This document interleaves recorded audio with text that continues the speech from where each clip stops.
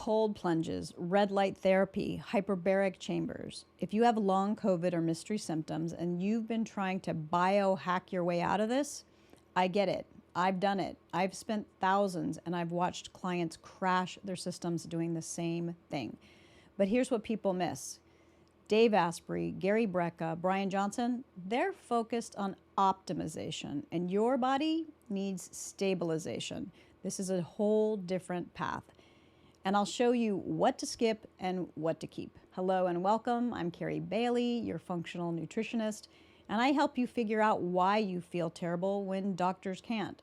I tell you how your body works so that you can truly heal. I keep things real, practical, and root cause focused. And if you've tried everything and you still feel stuck, stick with me. Before we get into the 8 biohacks, here is what people miss. When you have long COVID or neurological symptoms, your nervous system is already running hot. Dysautonomia, dizziness, fatigue, and that wired but tired feeling tell you that your body is in a stress state. Most biohacks spike adrenaline, and that works when you're strong, but it backfires when you're symptomatic. Some of these things can feel good in the moment, and the cold shock can feel energizing. The rush can feel like progress. It's the same idea of like eating pizza when you know that you're sensitive to gluten and dairy.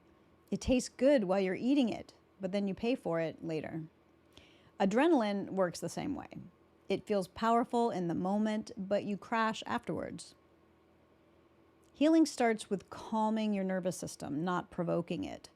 So let's look at which biohacks support calm and which ones quietly make your symptoms worse. Number 1, cold plunging. This is a strong no for me. This is way too stimulating on the nervous system for most people with complex and chronic illness. This feels good for some, but you're putting a lot of pressure on your adrenal glands and you're creating a lot of adrenaline in the body, which can cause more harm in the long run.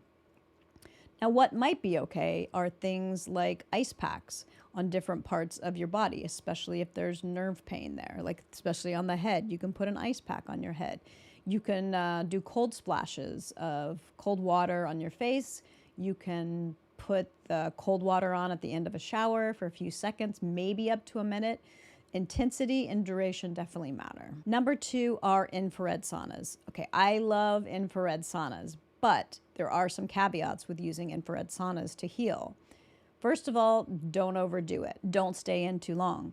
If you're struggling with fatigue, dizziness, or adrenal issues, long or intense sessions can make your symptoms worse, and people don't always realize it because the getting worse might happen much later after the sauna.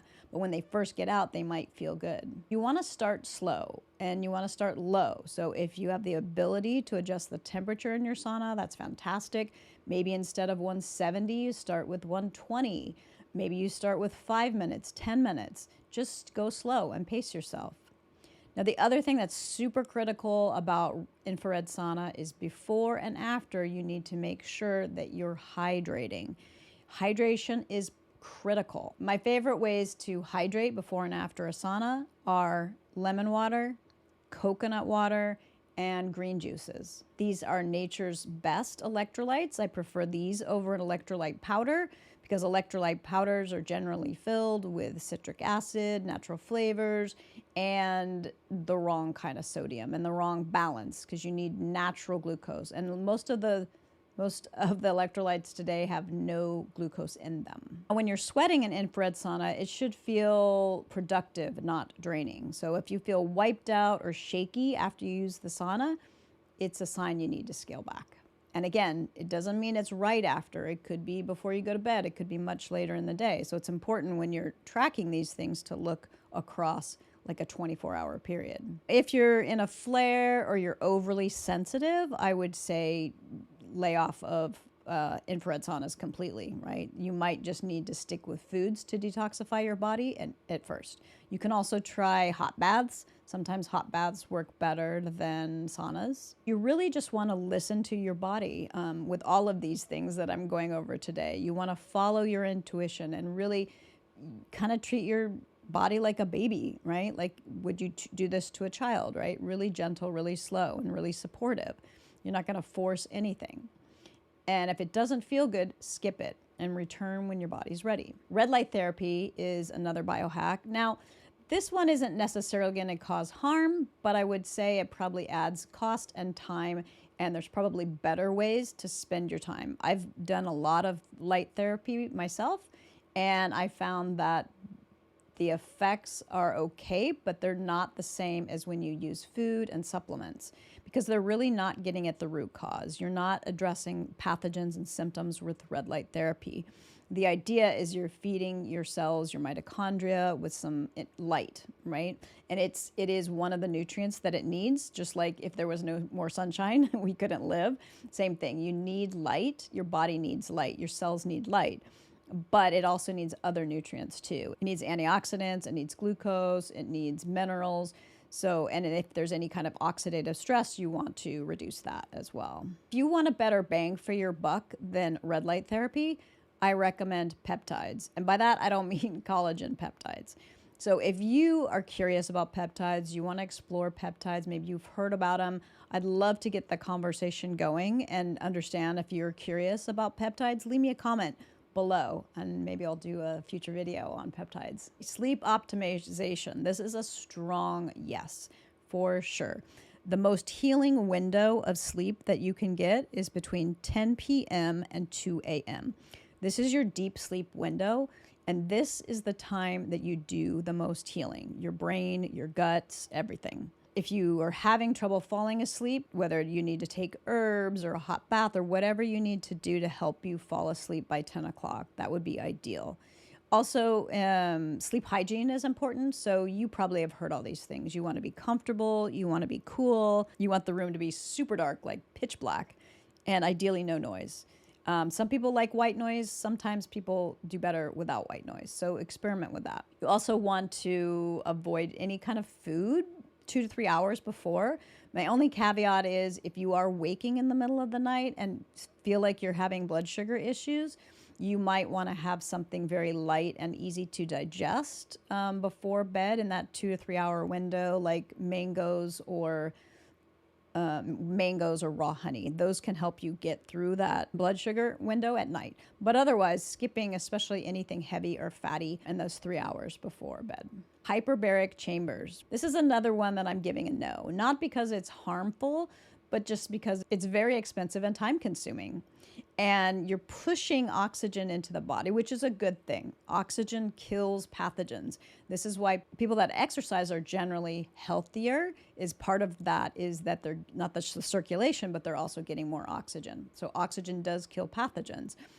But what I would argue is that most people that are struggling with long COVID or have a lot of chronic symptoms also have a congested liver. And when the liver is congested and you eat fat, you're not breaking down that fat and getting rid of the fat. That means that fat is thickening your bloodstream.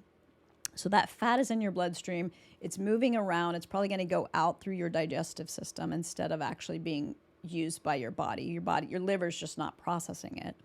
And so when there's all that fat in your blood, there is no room for oxygen. That's the problem. There's no room for oxygen, there's no room for water or hydration, and there's no room for minerals. So instead of doing hyperbaric chambers, I recommend that you reduce your overall fat load. That means reducing protein, that means reducing oils, nuts and seeds, all those things need to be reduced to thin your blood to have more oxygen in it. Grounding. I love grounding. Grounding is amazing. Whether you can walk around barefoot, on the grass, on the dirt, on the beach, grounding is amazing. And if you can even lie on the beach and lie on the grass in a towel that's not synthetic, that's made of cotton or natural fabric, that is amazing. If you've got grounding sheets, those are amazing. All of those are positives in my mind. Meditation, also amazing. This is always going to calm the nervous system, just like grounding will always calm the nervous system.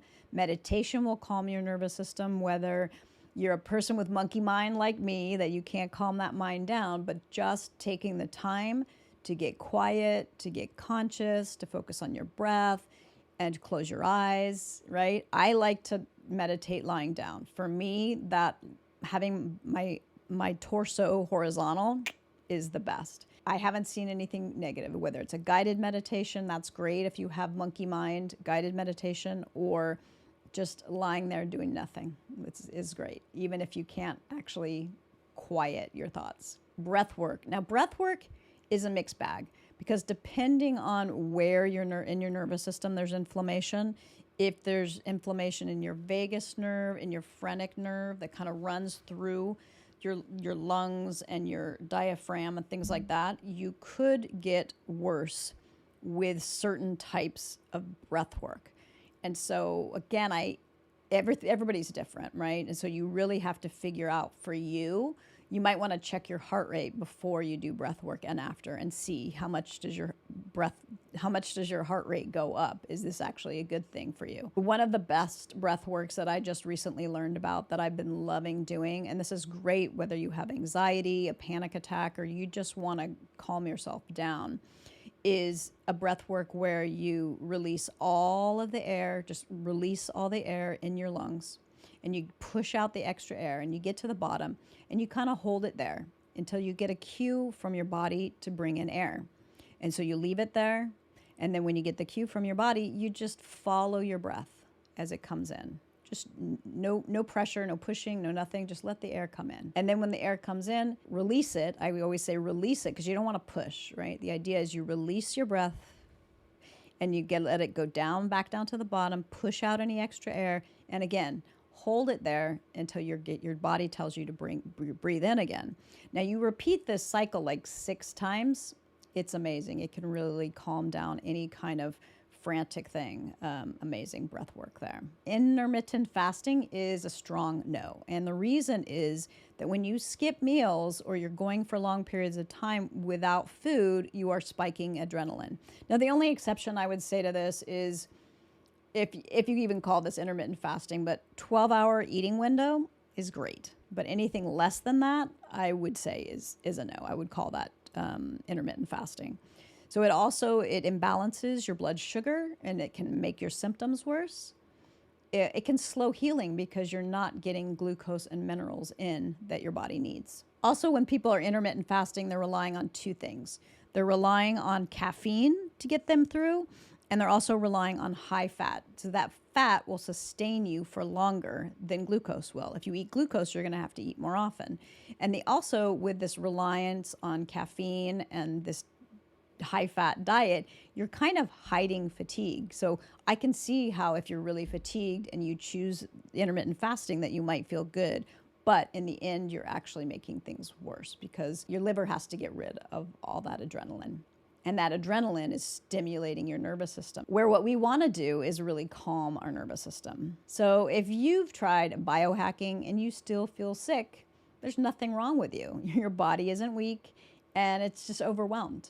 And healing starts when you can calm your system down and give it steady fuel, not when you shock it with more stimulation. So some tools can be helpful, some will slow you down. The real shift happens when you choose the things that support your nervous system and stop pushing the ones that drain you. If this video was helpful, leave me a comment and subscribe to my channel so you don't miss the next video. Thanks so much for watching. Bye for now.